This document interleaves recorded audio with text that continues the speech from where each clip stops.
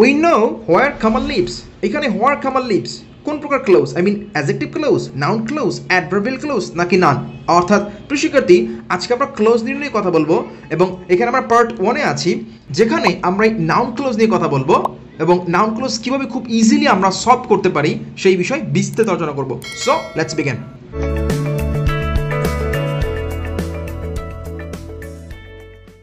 ওকে প্রিয় শিক্ষার্থী, আমরা নাউন ক্লোজ নির্ণয়ের ক্ষেত্রে জাস্ট সিম্পলি দুইটা সূত্র মাথায় রাখবো। সো তার আগে আসেন একটু খেয়াল করুন, আমরা খুব কমন একটা রুলস জানি, সেটা হচ্ছে সাবজেক্ট ভার্ব অবজেক্ট, রাইট? অর্থাৎ একটা বাক্য তৈরিতে সাবজেক্ট লাগবে, ভার্ব লাগবে, অবজেক্ট লাগবে। ওকে, এখন দেখেন আমরা জানি সাবজেক্ট কোনটা কোনটা হয়, নাউন হতে পারে, প্রোনাউন হতে পারে এবং এনসি মানে নাউন ক্লোজ। সিমিলারলি অবজেক্ট হতে পারে কি নাউন, প্রোনাউন, নাউন ক্লোজ। ওকে, সো সাবজেক্টও নাউন ক্লোজ হতে পারে, অবজেক্টও নাউন ক্লোজ হতে পারে। তার আগে আসেন আমরা এই নাউন ক্লোজের সংজ্ঞাটা দেখাই। যেই ক্লোজ বাক্যে নাউনের কাজ করে তাকেই নাউন ক্লোজ বলা হয়, ঠিক আছে? ওকে, আচ্ছা, তাহলে এখন খেয়াল করেন, আমরা এই যে সাবজেক্ট ভার্ব অবজেক্ট বললাম, এইখানে জাস্ট কয়েকটা এক্সাম্পল দেখাবো। যেমন দেখেন, বলা হচ্ছে তামিম হেল্পড মি। এখানে তামিমটা সাবজেক্ট, সেটা নাউন, এটা ভার্ব এবং অবজেক্ট হচ্ছে এটা প্রোনাউন। আচ্ছা, আবার দেখেন আই হেল্প তামিম, এখানে সাবজেক্ট একটা প্রোনাউন বাট অবজেক্ট একটা নাউন। খুব সিম্পল। আচ্ছা, এই এক্সাম্পলগুলো খুবই গুরুত্বপূর্ণ, একটু খেয়াল করবেন প্রিয় শিক্ষার্থী।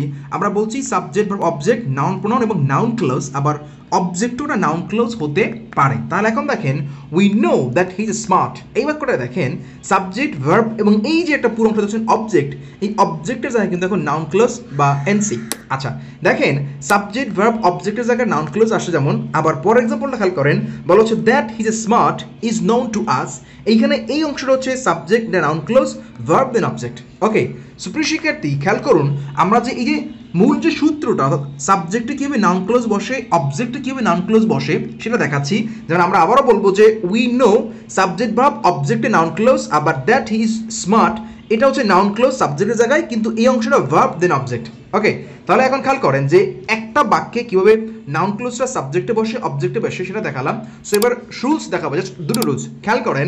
প্রথম কথা হচ্ছে বাক্যে ভার্বকে কী দ্বারা প্রশ্ন করে যদি কোনো অ্যান্সার পাওয়া যায়। আবারও বলি, বাক্যে ভার্বকে কী দ্বারা প্রশ্ন করে যদি কোনো অ্যান্সার পাওয়া যায় তাহলে তাহাই কি নাউন ক্লোজ, মানে কী দ্বারা প্রশ্ন করবেন এবং একটা অ্যান্সার পাবেন সেটা কি একটা বাক্য।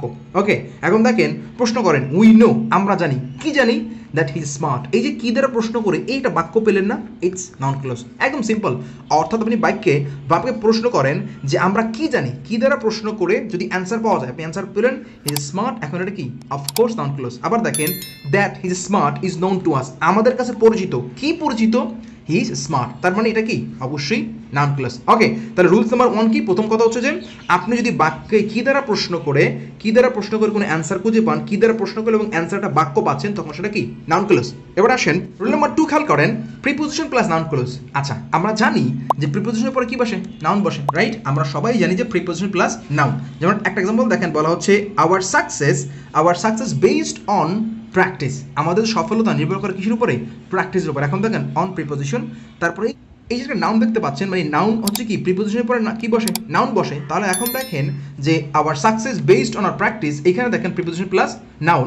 সিমিলারলি এখানে দেখেন our success based on how we practice, অর্থাৎ একই প্রিপোজিশনের পরে যেমন নাউন বসে, সিমিলারলি প্রিপোজিশনের পরে কি নাউন ক্লোজও বসতে পারে। তাহলে দেখেন our success based on how we practice, এইখানে দেখেন এই যে অনের পরে একটা হাউ উই প্র্যাকটিস, একটা সাবজেক্ট আছে, একটা পুরো ভার্ব আছে, অর্থাৎ একটা ফাইনাইট ভার্ব আছে। তার মানে প্রিপোজিশনের পরে যখন একটা ক্লোজ দেখবেন সেটাও কি অফকোর্স নাউন ক্লোজ।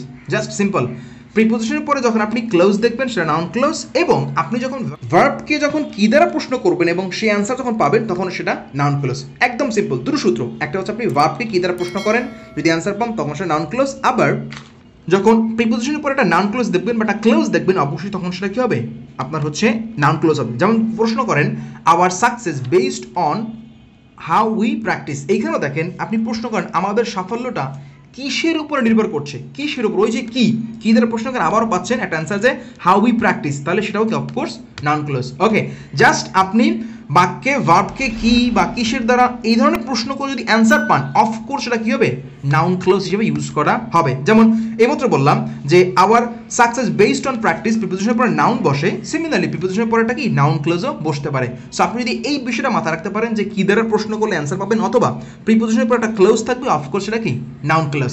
তাহলে এখন খেয়াল করেন, বলা হচ্ছে we know where Kamal lives. প্রশ্ন হচ্ছে যে কামাল কোথায় বসবাস করে, আমরা প্রশ্ন করছি। তাহলে প্রশ্ন করেন আমরা জানি, কি জানি? আমরা জানি কামাল কোথায় বসবাস করে। তাহলে এই নো ভার্বকে কি দ্বারা প্রশ্ন করে আপনি যদি অ্যান্সার খুঁজে পাচ্ছেন, সো এই যে অংশটাকে তাহলে অবশ্যই কি নাউন ক্লোজ হিসেবে কাউন্ট করা হবে। ওকে, সো আজকে এই পর্যন্তই। Thanks for watching.